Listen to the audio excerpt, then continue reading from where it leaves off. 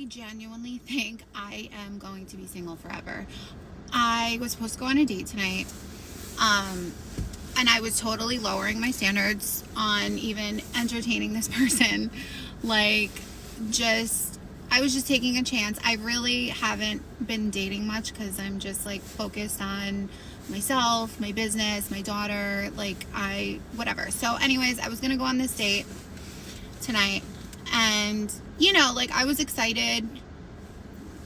I was like, open to seeing if we got along or whatever. Anyways, long story short, I post my video that I just posted before this in my little like athleisure outfit, and he swipes up on my story on Instagram, and his response was, "That looks like it's going to be hard to get into tonight." I'm sorry, what? Like, you're done. So I responded, "The only thing that you're getting into tonight is your own bed by yourself with your two hands, and it's canceled." Like, I'm sorry.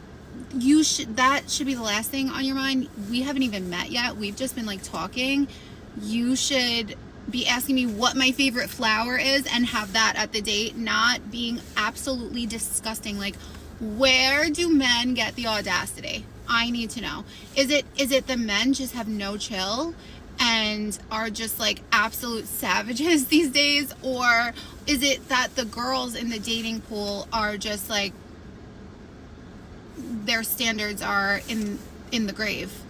Like, I can't believe that it's the latter. I have a lot of girlfriends that are also single, and like, their dating stories are horrendous. And yeah, I don't know. That's just my rant. But long story short, I am not going on that date. And I'm just like, I don't know. Like, I'm like totally fine being by myself. I got my stuff on lock, and like, unless somebody is coming correct, I've said this before, and like bringing their best game and pulling out all the stops, like, I'm good. I am good. Anyways, that's my rant. Bye. Let me address both his comment and her overreaction. His comment was sexually forward and inappropriate for someone she hasn't even gone on a date with yet. He overstepped by making the interaction sexual before establishing real connection. That's poor calibration and shows he's likely only interested in sex. She's right to be turned off by it. But her response is completely disproportionate. Where do men get the audacity? He's one guy. One poorly calibrated comment doesn't represent all men. I'm going to be single forever. Dramatic victimhood over one bad interaction. If one inappropriate comment makes you declare eternal singleness, you're emotionally fragile and not ready for dating. Here's what she should have done. Unmatch or cancel the date. Move on to the next option without announcing it to the internet. Recognize this as normal filtering. Some people reveal they're not compatible early. Save yourself time. Instead, she's making a public spectacle seeking sympathy and validation for experiencing normal dating disappointment. One guy being sexually inappropriate isn't trauma or evidence that all men are terrible. Here's the accountability. If one bad interaction makes you say, "I'll be single forever," you're choosing to be single. You're using isolated incidents to justify not trying, not improving your selection process, and wallowing in victimhood. Block him and move on like an adult instead of performing outrage for social media validation. Men make inappropriate comments sometimes. Filter them out and keep going. If you can't handle that basic reality without a meltdown, you're not emotionally equipped for dating. Answer me this, please. If you are going out, where do you go? Because the last couple of weekends that I've been out, like in town, everyone has been 12. I'm over-exaggerating. Why do I always say 12? Everyone was really young, like has just turned 18. They're all getting ID'd at the door, right? So you've got all of the really young people. And then you go to somewhere else, like Wetherspoons, and then you've got all of the really older people, like older people. Where do the middle people go? Where do the people between 30 and 45 go? Where do them people go? Because I don't know about it. Everywhere I went, it was like, I'm old enough to be your mum, or I'm old enough to be your child. Where do just all the middle people go? And that's not me being rude, but I'm just wondering, because I'm too old for clubbing and I'm too young to be just sitting in Wetherspoons. So where do you go? I live in Maidstone, by the way, so if you're local to here, then where do all the middle people go? That's what I want to know. I just don't know if going out is for me anymore. Unless there's an event. Like, I love a bingo bongo night. Love that. That's where the middle people go. But other than that, are we just all staying in? Are the middle people staying in? I don't know. Let me know. Have a nice... Let me explain exactly where these men are. The quality 30, 40-year-old men, successful, attractive, emotionally stable, relationship-ready, are dating women in their mid-20s to early 30s. They have options and are exercising them by pursuing younger, more attractive, less complicated women. The 30, 40-year-old men who are single and available fall into specific categories: divorced with kids and baggage from failed marriages, never married because women consistently passed on them, low value, commitment phobic or emotionally unavailable, career obsessed with no time or interest in serious relationships, the small percentage of quality men being aggressively competed for by every single woman 30 to 45. Here's why she can't find them. She's competing against younger women who have more to offer: youth, beauty, fertility, less baggage, more cooperative attitudes.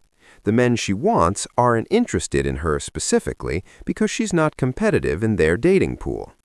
She's asking, where are they, when the answer is they're visible, available, and active, just not with you.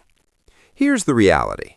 Men 30 to 40 are in their prime. They've built careers, status, and resources. They can date significantly younger if they choose, and most do.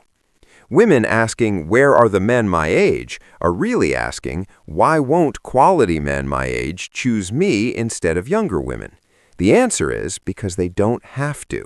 You're not offering anything that competes with what younger women provide.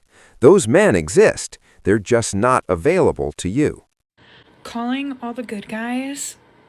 Where are you at? I have yet to meet one. Where are you guys hiding? And where can I find one? Probably should stop going on Facebook dating. She's asking where all the good men are and where they're hiding. Here's the definitive answer she refuses to accept. Good men aren't hiding. They're everywhere. You're just not attractive enough, cooperative enough, or realistic enough for them to choose you. Let me break down exactly where the good men are. Married to women who recognized their value and locked them down during their 20s while you were being picky. Dating younger women who offer more than you do: youth, beauty, fertility, less baggage, better attitudes. In relationships with women who aren't you because those women were more attractive options. Avoiding you specifically because you rejected them earlier when they weren't successful enough, tall enough, or exciting enough. Living their lives focusing on careers, hobbies, and friendships because modern women aren't worth the risk and effort. Right in front of you, but you don't see them as good because they don't meet your inflated physical or financial standards. Here's the brutal reality.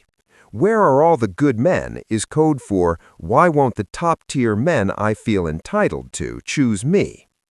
Good men exist at every level. You're just not interested in the ones available to you because they're not 6 feet tall, don't make 6 figures, or don't look like your fantasy. The men you consider good enough are dating women better than you. The men who would date you, you don't consider good enough. That gap between what you want and what wants you is why you're single asking this question. Good men aren't hiding.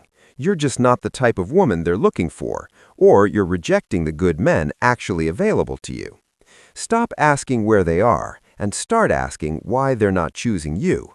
That's the real question you're avoiding. So obviously, you guys just want to stay single. Why have men stopped approaching women in public entirely? It feels like it's kind of become a lost art or something. What has changed? Because I feel like that wasn't the case back in the day. What made you, as a man, stop approaching women? Let me know in the comments. She's saying men obviously want to stay single and asking why they've stopped approaching women in public entirely. Is it a lost art? What has changed? Let me explain exactly what changed. Women changed the rules, punished male approach for decades, and now are shocked men stopped playing. Here's what happened. Women spent years explicitly saying, "Don't approach me at the gym, creepy. Don't approach at coffee shops, I'm just getting coffee. Don't talk to me on the street, that's harassment. Don't approach at work, bars, bookstores, grocery stores, or anywhere. Leave us alone." Men listened. We stopped approaching. Now women are asking what changed, as if they had nothing to do with it. Here's what actually changed. Me Too created an environment where any approach can be retroactively labeled harassment. Social media made rejection public. Men get filmed, mocked, and posted online for approaching wrong. Dating apps gave women unlimited validation and options, making real-world approaches feel pointless. Cultural messaging told men that masculine pursuit is toxic, and we should wait for clear consent before engaging. Legal and social consequences for misreading signals became severe enough that the risk isn't worth the reward. Men realized modern women aren't worth the effort, risk, and potential humiliation. So yes, approaching is a lost art because women killed it. You made it dangerous, punishing, and socially unacceptable. Now you're upset men stopped? Men don't want to stay single. We've just decided that pursuing modern women who've made approach a minefield isn't worth it. We're choosing peace, purpose, and self-preservation over chasing women who told us for years to leave them alone. What changed? You did. You demanded men stop approaching. We complied. Now live with the consequences and stop acting confused.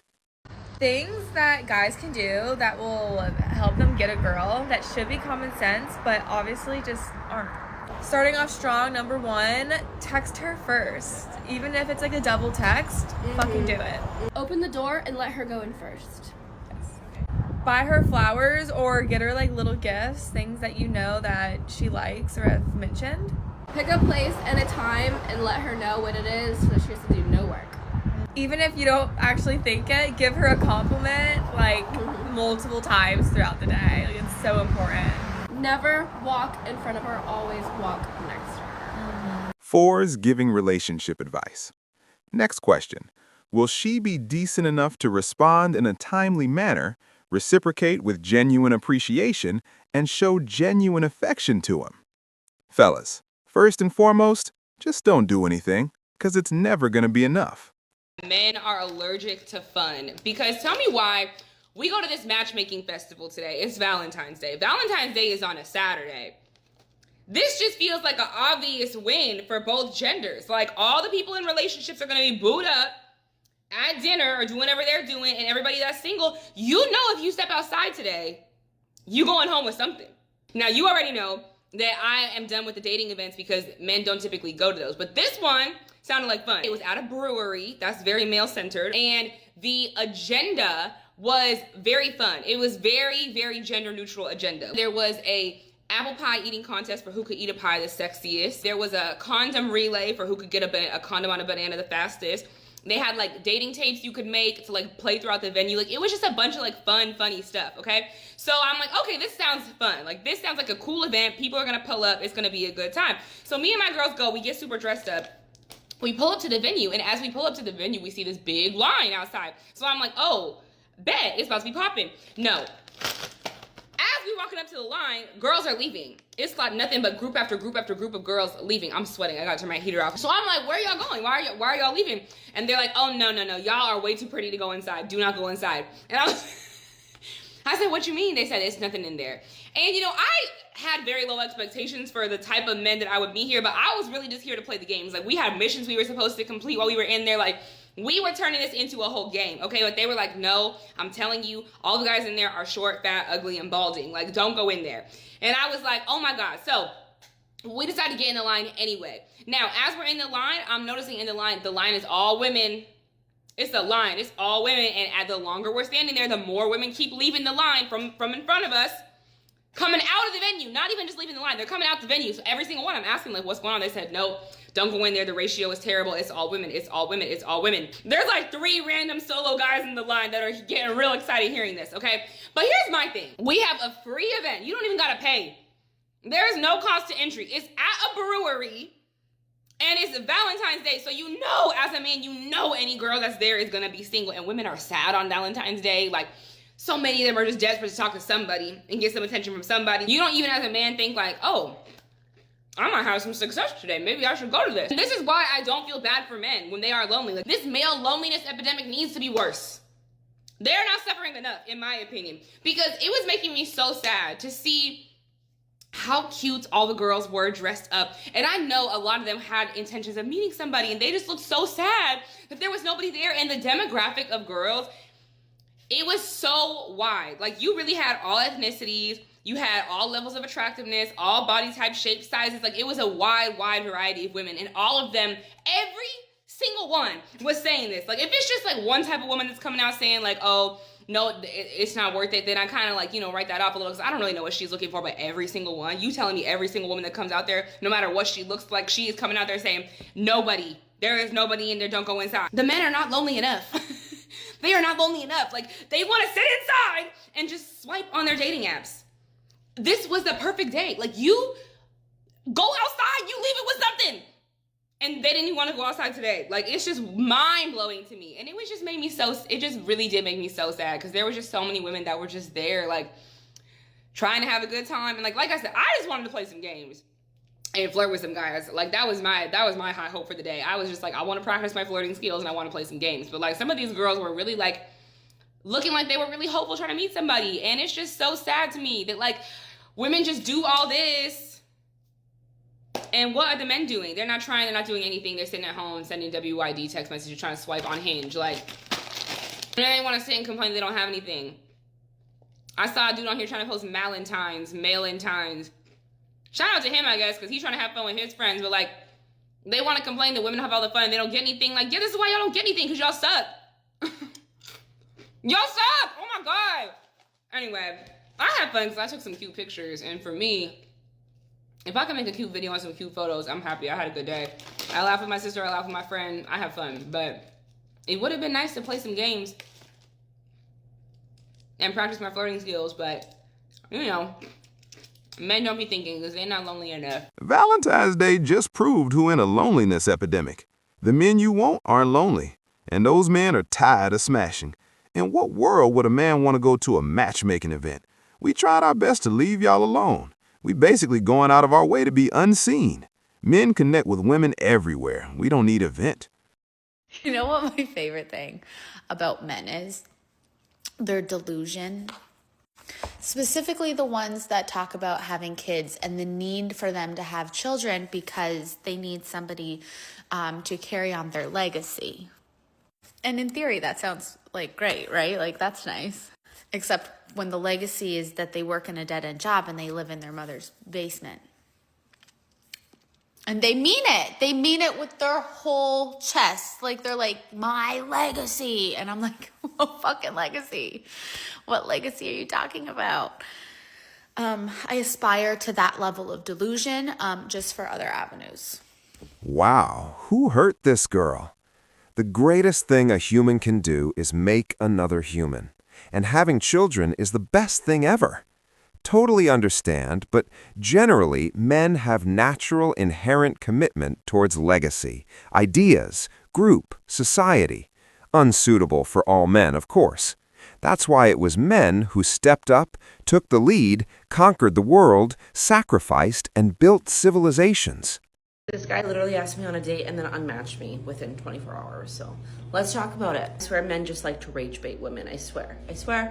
So I matched with this guy, I want to say on Wednesday. I wait for him to start messaging me first and he doesn't. I look past it because sometimes you have to message first to get a conversation going. So I message this guy and you know, the conversation's nice. It's light. We're asking about each other's work. We're talking about our pets, childhood, just like the fun little small details. The conversation's good. Friday, he says good morning and then whatever we were talking about, I'd like to talk about this I'd like to learn more about this, maybe over coffee. Would you be interested? And I was like, yes, absolutely. Like, I would really like that. He says nothing. So then I say, like, what's your availability? Like, what's your schedule looking like? And he's like, I'm free Tuesday or Wednesday. Like, okay, still not taking the initiative to say date, time, place. Let's do it. I was like, okay, like either of those work for me. Like, I'm not picky. And then he says, okay, solid. Let's do Tuesday then. He says, what do you want to do?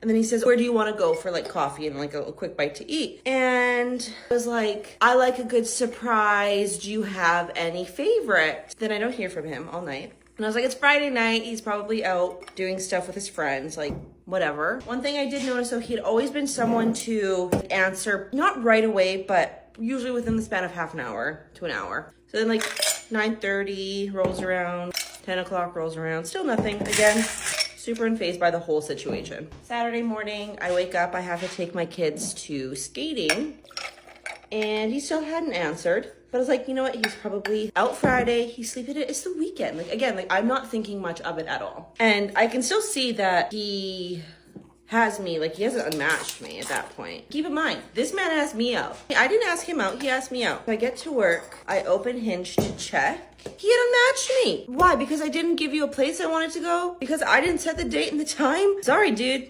I'm not treating you like a princess. Unless you found some Facebook page and somebody's posting shit about me that I do not know about, there would be like no reason why I can think of that he would just unmatch me out of the blue. I'm not gonna plan a first date. I'm not. If you wanna take me out, you figure it out. Time, place. My schedule is pretty flexible. I can usually make something work. Like, I'm so baffled. Why ask me out and then unmatch me? It's a good coffee today. At least it's a good coffee day. Sun is shining. It's not super cold out. It's a good coffee day. I have 3 days off. We're back to the drawing board in square one, but I really don't got much to be mad about. Cheers. Yeah, this happens all the time. We don't owe you anything. You are a stranger. Respectfully, you've just made an entire video about a man that you've never met. Maybe he came across your TikTok and decided that wouldn't be a path he wants to go down, and someone that you know that little owes you no reasoning for not wanting to follow through with a plan to hang out. Can somebody just explain to me why everybody acts like being single is like you've been diagnosed with some sort of life-threatening condition? Like, what is going on, people? Why? Like, every time somebody talks about being single, it's like, oh, you know, well, obviously I've been single for like, you know, about 3 years now. And you're talking about it as if it's like some sort of illness, some sort of disease, that you've just been diagnosed with something life-threatening. Like, oh, you know, I've had this thing for 3 years now, been alone for 3 years. It's like, what are we doing? I'm so confused. I've never understood that. Maybe because I'm an Aquarius and we just love being alone. But like, I'm somebody that's never really understood the concept of not being able to be alone. Like, I don't get it. There really are people out there who can't be alone, and I don't understand it. And I'm actually quite curious to know why. Like, why do you feel the need to be with people all the time? Like, just let me know in the comments right now if you are this person. I'm just curious to know the thought process behind this. Obviously, I know there's like a psychological reason, but I want to know individually, based on your experiences, why you feel the need to always be with somebody. Like, I just don't understand it, guys. I've really like noticed every time I have a conversation with people and, you know, they've been single for a while, it's like this morbid thing. It's like this really sad thing, like, oh yeah, you know, obviously I've been single for 3 years. You know, it's like we're talking about an illness, a disease. Calm down. You haven't just been diagnosed with like a life-threatening condition. Like, you're not gonna die. Okay, you've been single for a little bit. Get to know yourself, for goodness sake. Like, what is going on? Why do you always feel the need to have somebody there, like, distracting you? Sit alone with your thoughts. Is that what it is? Are you scared of your thoughts? Are you running away from yourself? You know, why are you not able to just sit alone? Just sit still. Why do you always need somebody there? You always need to be dating. You always need to be texting people. Like, that is not our sole purpose on this earth. Like, people have missions, people have things that they need to accomplish in this life. Like, why is it that like you just need to be with somebody? I think if you're this kind of person right now and you're watching this and you're like, wow, like I really am that person, I can't not be with somebody, you may need to start doing some shadow work. You need to find out where that's stemming from and what is it that you're avoiding. Because, you know, why do you feel the need to always have somebody there? That's so weird. So weird. Like, that whole concept to me is so strange. Like, I'm somebody that's always been so emotionally independent. Like, I never need somebody to feel good. I never seek validation from anyone. And it could just be because I'm an Aquarius. Air signs are usually quite emotionally independent. They don't really need people. But I don't want to just completely, put it down to our signs. Like, I'm just somebody that's never really needed to go out of myself to seek something. I know that the answers are within me. I've always been like that. I've always been like, okay, how do I feel? Why do I act like this? Why am I feeling this way? I never go to people. I never I have that inner security, and I've always had that kind of from a very young age. I've never been like, oh my God, I'm feeling lonely, let me jump into a relationship. No, I'm feeling lonely, let me work out where this is coming from. What is this void? And how do I fill it for myself? Not how do I go and find somebody else to come and fill that void for me? No, I'm going to fill those voids on my own. Obviously I get it, on a human level, on a human level. I'm such an Aquarius. Oh my God. I'm gonna, because we obviously can't connect that well on a human level. If you know, you know. But no, I know that sometimes you may get random moments where you feel like, oh, it would be nice to have somebody. That's completely normal and that's valid. But if you're somebody that always feels this need, desperate need to always have somebody there, even if it's just on the phone or texting, you need to work out where that's coming from. That's a void, but you need to work out where that void is coming from. What is it that you're suppressing something? There's a version of you that hasn't been tended to. There's a version of you that's not been nurtured. There's a version of you that's not been accepted. So you step out of yourself seeking that external validation, thinking that that's going to make you feel better. That's going to cure you, that's going to heal you. But really, you need to do the inner work. You need to find out what's going on here, in your inner world. Yeah. That's just how I feel about this whole not being able to be alone. I find that so strange. And recently, the conversations that I've been having with people, just random people, it's like whenever somebody talks about being alone, it's always seen as this really negative thing. Oh yeah, I've been, alone for 3 years. It's are you about to tell me that you've had some sort of life-threatening condition, and yeah, you've been living with this disease your whole life? It's sorry, are you okay? Just go. I'm sorry, I don't understand this. Is anyone else on the same frequency as me? I don't get that. Surely you would want to be alone to get to know yourself and figure yourself out and work out what it is you want from a connection. No. Why is it you break up somebody and then you want to quickly jump into something else? That does not, sorry, that's not, that's not clicking for me. That's not clicking for me. Maybe I'm weird. Maybe me just loving my own company and just loving the fact that I'm alone is weird to people. And that's okay. Okay. This is down to your interpretation. It's however you want to take it. Life is not black and white. I get it. But all I'm saying is if you are this person and you always need somebody there lingering somewhere, and you just knowing the thought that somebody is there, that is a sign you're running from something. That is a sign that you have a void, and you need to work out where that void is coming from. Okay. What are you running from? What are you lacking in your life? Okay. And that's how we heal. Finding out what you're lacking, find out what the void is, and then find out how you can give that thing to yourself, so that you're not always stepping out of yourself trying to get other people to give you that one thing. Does that make sense? Here's what prolonged singleness communicates. At 25, you're young, exploring, totally normal. At 30, slightly concerning. You've had a decade of adult life to find someone. At 35, yellow flag. Most people who wanted relationships found them by now. At 40 plus, red flag. 2 decades of being passed over or rejecting everyone suggests serious issues. People treat long-term singleness as problematic because humans are pair-bonding creatures. Prolonged inability to bond raises questions about functionality. It suggests either nobody chose you, undesirability, or you rejected everyone, unrealistic standards. Both are problems.